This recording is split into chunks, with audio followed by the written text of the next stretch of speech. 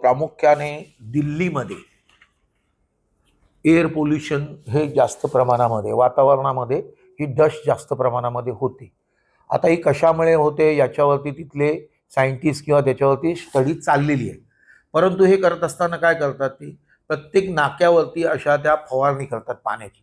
मी काल पुण्यामध्ये गेलो तर काल पुण्यामध्ये देखील अशाच पद्धतीने फवारणी केलेली आहे. मुंबईमध्ये काही ठिकाणी अशा पद्धतीने करतील किंवा करत असतील. तर याच्या मागचं कारण काय आहे, तर आपल्या इकडे मोठ्या प्रमाणामध्ये जे काही डेब्रिज जातं हे ओपनली जातं. ज्या काही बिल्डिंगचं काम होतं किंवा तोडल्या जातात किंवा खुदाई धुदाई जी चाललेली आहे ती ओपनली झाली पाहिजे. मुंबई महानगरपालिका बिल्डर्सना परमिशन देते, पण ते बिल्डर हे काटेकोरपणे त्याची अंमलबजावणी करतात का? त्या परमिशन दिल्यानंतर जे काही नियमावली केली आहे ती करतात का? तर नाही करत आहे.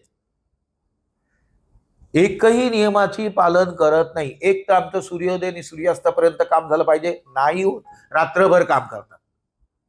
म्हणजे लेबर कायद्याचं पण उल्लंघन करतात आणि बाकीचे जे कायदे आहेत त्याचं देखील उल्लंघन करतात. त्यानंतर त्यांच्या इथून जर काही डेब्रिज किंवा मटेरियल येते ते ओपनली येते, कुठलंही मटेरियल झाकून येत नाहीये.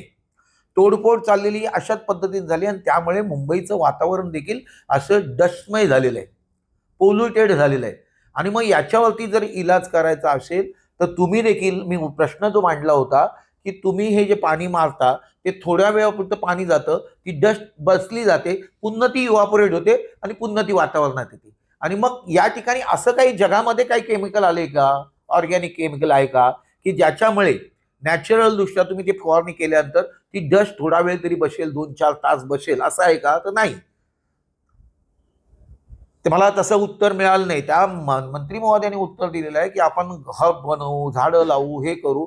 मी केमिकलचा विषय केला, तर मला देखील मुंबईच्या बाबतीमध्ये देखील मुंबई महानगरपालिकेच्या डिपार्टमेंटने देखील या बाबतीमध्ये लक्ष घातलंच पाहिजे की ज्या पद्धतीने दिल्ली झाले पोल्युटेड त्या पद्धतीने मुंबई देखील व्हायला लागलेली आहे. याच्या वेळेला वेळीच याच्यावरती व्यसन घातणं हे गरजेचं आहे. त्यामुळे मुंबई महानगरपालिकेच्या माध्यमातून ही तात्काळ घातली म्हणजे बिल्डिंग प्रपोजलच्या माध्यमातून ही घातली पाहिजे आणि अधिवेशनामध्ये देखील याची चर्चा झाली पाहिजे.